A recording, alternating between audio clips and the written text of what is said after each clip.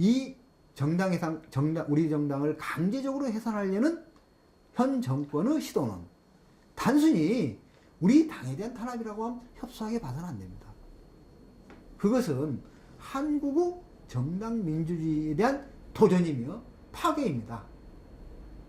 우리 당만 없어지면 정당 정치가 잘 되겠습니까? 안 됩니다. 우리 당이 없어지게 되면 다음 타겟은 어디가 되겠습니까? 민주당이 됩니다. 민주당이든 정의당이든. 지금 우리에 대한 종북 공세가 민주당까지 지금 확산되고 있는 것이 오늘날의 현실 아닙니까? 이렇듯이 정당 민주주의가 위기에 처해 있습니다. 또한 최근 많이 해제되는 게 무슨 말입니까? 박근혜 독재란 말이 널리 유행되고 있지 않습니까? 또 유신부활 책동 이런 말도 널리 유행되고 있습니다. 이처럼 1987년 6월 민중항쟁, 민중투쟁으로 쟁취한 이 땅의 민주주의가 또다시 87년 이전 군부독재 체제로 회귀하려는 그런 흐름들이 지금 만들어지고 있고 민주주의가 누란의 위기에 처해 있습니다. 두 번째가 민주주의 위기입니다. 세 번째는 식량 주권의 위기입니다. 식량 주권이 지금 우리나라 식량 자급률 몇 프로라고 생각하십니까? 저도 지금 기억이 가물가물합니다. 외웠다가 암기 실력이 떨어져가지고 나이를 먹으면 그렇습니다. 10% 이하입니다. 그래서 식량은 주권이다. 이런 말 여러분 이해하시죠? 식량을 작업하지 못하는 나라들은 만약에 외국과 어떤 갈등이 있거나 극단적으로 전쟁이 있을 때 외국에서 식량 공급을 중단하게 되면은 우리 국민들은 기아와 배고픔에서 수천만 명이 굶어 죽어갈 겁니다. 90년대 북에서 뭐 기아가 있었다 얘기하죠. 그래서 수만 명이 죽었다 이런 얘기 있습니다. 거기는 북한은 식량이 거의 자족되던 사회였습니다. 그런데 90년대 여러 가지 문제로 인해서 이제 그것이 무너지자 그런 어떤 위기가 왔죠. 그런데 우리는 식량 자급률이 10% 이내인데 만약에 외국으로부터 식량 들어오는 것이 단절된다면 우리 이 국민들은 어떻게 되겠습니까? 이 식량 주권의 위기는 어디로부터 옵니까? 개방농장, 살롱, 농업을 죽이는 농업정책, 이걸 살롱정책 이렇게 얘기합니다. 이걸로부터 식량 주권의 위기입니다. 네 번째는 무분별한 개발로 인한 전 지구적으로 확산되고 있는 생태 위기가 있습니다. 마지막으로는 강대국의 군사적 패권주의가 불러온 전쟁 위기. 오늘 제가 미국에 있는 그 재미 교포인 박한식 교수라는 분이 있습니다. 그분이 한반도 문제, 남북 통일 문제에 많이 관심을 가지고 계신 분인데 그분이 이렇게 얘기하더군요. 프레시안 보니까 작년 우리 전쟁 위기에 발발 직전까지 갔었다. 이렇게 얘기를 했습니다. 즉 한반도는 끊임없이 지금 전쟁 위기에 있습니다. 94년도 김영삼 대통령 시절입니다. 그 당시에도 전쟁 일부 직전까지 갔었다. 이렇게 해고를 합니다. 김영삼 스스로 그렇게 해고를 하고 있습니다. 1990년대부터 지금까지 최소한 4차례, 5차례 큰 전쟁 위기를 우리 겪고 왔습니다. 그리고 실제로 연평도 사태도 겪었고요. 이 전쟁 위기는 어디로부터 오는가? 왜 90년대 이후에 한반도의 전쟁 위기가 빈발하게 됐느냐? 이것은 다시 말하면 강대국 패권주의로부터 왔다. 이렇게 얘기합니다. 여기서 말한 강대국은 어디일까요? 여러분 다 아시죠? 예.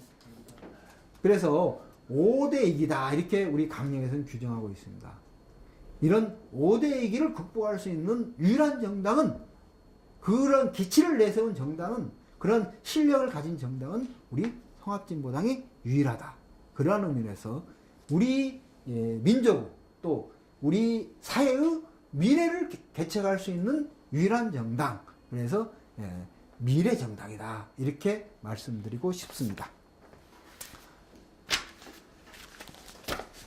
자, 그러면은 통합진보당이 걸어온 역사에 대해서 간단하게 말씀드리도록 하겠습니다. 맨 처음 아까 제가 이렇게 말씀드렸죠. 민주노동당이 언제 창당되었습니까? 아까 제가 말씀드렸는데요. 그렇죠. 2000년 1월 30일 창당되었습니다. 2000년 1월 30일 우리 민주노동당이 창당되고 그 해 6월 15일이 무슨 날입니까? 2000년 6월 15일 남북 정상이 만나서 6.15 공동선언이 발표된 역사적인 그런 해입니다. 사실 그 당시 남북 공동선언은 거의 자정이 넘어서 발표되었는데 날짜를 계산하기 위해서 6월 15일을 딱 맞췄습니다. 그래. 그러면 우리 민주노동당이 창당 과정에서 우리가 눈여겨봐야 될 점이 있습니다. 우리 민주노동당이 창당될 수 있던 배경이라 할까요? 이런 점에 대해서 몇 가지 말씀드리도록 하겠습니다. 자, 우리 민주노동당이 창당될 수 있었던 것, 첫 번째, 저는 6월 항쟁의 귀중한 결실이다 이렇게 볼 수 있습니다. 6월 항쟁이 없었다면은 6월 항쟁으로 군부 독재 체제가 무너지고 그야말로 87년 민주헌법이 탄생되었으며 정당 정치가 회복되었습니다. 그러니까 정당 민주주의가 회복되면서 진보 정당이 활동할 수 있는 가능성이 열리게 되었습니다. 따라서 우리 민주노동당의 창당은 6월 민중항쟁의 귀중한 결실이다 이렇게 말씀드릴 수 있겠습니다. 다음으로 저는 민주노동당 창당은 7.9월 노동자 대투쟁의 결론이다. 결론이라는 표현을 썼습니다. 이 말이 무슨 뜻이겠습니까? 87년 7월, 8월, 9월 현대 중공업 노동자 투쟁에서도 시작돼서 전국적으로 수천만 명의 노동자들이 대파업투쟁을 벌여서 그 이전의 노동탄압체제를 분쇄하고 노동자 활동의 자유를 획득했습니다. 노동상권을 전취하고 그 다음에 임금 이상 투쟁을 통해서 노동자들의 실질 임금을 높였습니다. 그 결과 이 투쟁의 성과로 95년도에 민주노총이 탄생되었습니다. 그러나 노동자가 바라던 새로운 세상은 오지 않았습니다. 자본가들은 노동자들의 어떤 투쟁에 대해서 자본유연화 전술로 해서 대응을 했습니다. 노동자들을 분열시키고 파괴시키고 또 노노 갈등을 유발시키고 이런 방식으로 대응하게 되면서 민주노총이 건설되면서 민주노총에서 내린 결론은 노동자들이 단순히 경제투쟁만 해서는 노동해방의 새로운 세상은 열리지 않는다. 이런 판단을 내렸고 그래서 우리는 노동이 해방되는 새로운 세상을 만들기 위해서는 노동자가 정치의 주인이 되어야 된다. 이래서 노동자 정치 세력화 기치를 내걸었습니다. 그리고 그 노동자 정치 세력화, 민주노총이 주도한 노동자 정치 세력화의 결실로서 민주노동당이 탄생되게 된 겁니다. 그래서 민주노동당의 탄생은 7.9월 노동자 대투쟁의 결론이다. 이렇게 말씀드릴 수 있겠습니다. 세 번째로 우리 민주노동당이 탄생되고 또 성장 발전할 수 있었던 배경 중에 우리가 놓치지 말아야 될 게 하나 있습니다. 그건 무엇이겠습니까? 첫째는 97년 12월 대선 때 민주적 정권교체가 이루어졌습니다. 저희가 97년 김대중 대통령 탄생되고 그다음 10년 동안 소위 말하면 민주정권이 있었던 시절입니다. 그 10년 동안에는 민주정권이 무엇인가 이걸 잘 깨닫지 못했었습니다. 사실 그 당시 우리가 여러분 기억하시죠? 그때 신자유가 확산되면서 IMF 이후에서 우리는 신자유의 반대 이런 투쟁을 하면서 김대중 정권에 대해서 노무현 정권에서 열심히 또 투쟁을 했습니다. 그런 투쟁을 하다 보니까 민주정권이 과거 군사독재 정권 또는 요즘 말하면 그 이전에 한나라당 정권과 무엇이 다른가를 깨닫지 못했습니다. 그러나 이명박 정권이 들어서고 박근혜 정권이 들어섰습니다. 지금 피부적으로 우리가 민주정권 10년과 지금 새누리당 정권 10년, 6년차죠. 속에서 민주정권이 무엇인가를 조금이나마 이제는 깨닫고 있습니다. 그래서 민주적 정권 교체가 없었다면은 사실 우리 통합진보당, 그 당시는 민주노동당이 과연 합법적으로 활동할 수 있었을까라는 생각을 하게 됩니다. 그리고 두 번째는 바로 우리 당이 탄생하면서 6.15 공동선언이 몇 개월 만에 발표됐습니다. 그리고 남북관계가 대결적 남북관계로부터 화해협력적 남북관계로 바뀌게 되었습니다. 이것이 국민들 속에서 반공 반북의식이 약화되고 화해협력의식, 자주통일의식이 많이 확산되었습니다. 그래서 이 땅에서 진보정당이 진보적 이념을 내세우는 정당이 활동할 수 있는 유리한 공간이 만들어지게 되었다. 그래서 우리가 통합진보당, 그 이전에 민주노동을 생각할 때 이 세 가지 우리 당이 어떻게 해서 탄생될 수 있었는가, 그리고 잘 활동할 수 있었는가, 이런 부분들을 알 필요가 있다. 이런 말씀을 드리도록 하겠습니다.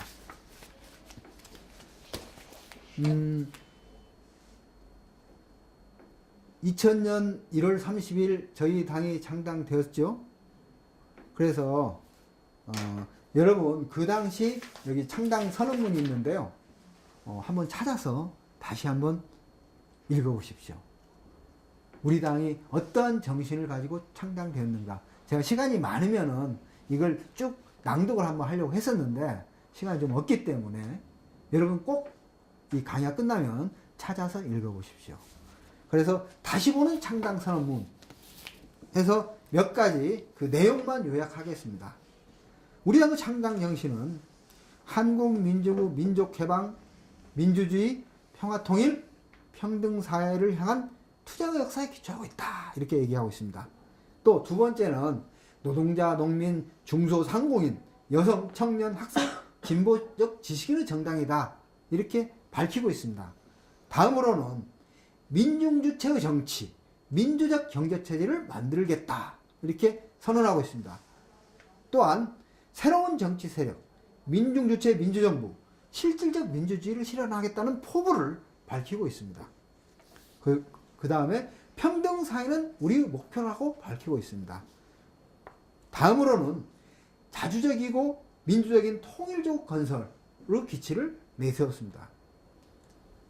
마지막으로 미국의 투기 자본과 군사 패권주의를 반대한다고 선언하고 있습니다. 이런 내용의 창당 선언문, 이렇게 제가 말씀드렸듯이 건조하게 하면 별로 감동이 와닿지 않습니다. 그러나 창당 선언문을 다시 한번 읽어보시고 우리 당이 어떤 정신을 가지고 창당되었고 이런 정신을 실현하기 위해서는 우리는 어떤 자세로 살아야 하며 또 어떻게 투쟁해야 하는가, 이런 점들을 다시 한번 생각해보는 시간을 가졌으면 좋겠습니다. 자, 창당이 2000년 1월 30일 되었죠. 창당되고 여러가지 우리는 민중의 생존권 또 나라의 자주통일을 실현하기 위해서 열심히 투쟁해 왔습니다. 그런데 우리가 처음으로 원내에 진출한 게 언제였죠? 바로 2004년입니다. 2004년도에 4.15 총선이 있었는데 지역구 의석 2석, 비례대표 8석에서 일약 10석을 가진 원내 정당으로 등장하게 됩니다. 그런데 우리가 원내 정당화를 실현할 수 있었던 저는 3대 요인, 우리가 이런 세 가지 투쟁을, 세 가지 활동을 잘했기 때문에 원내 정당화 실현되었다. 이렇게 말씀드릴 수 있겠습니다. 가장 먼저 우리는 민생과 복지 정당으로서 민중 속에 다가갔습니다.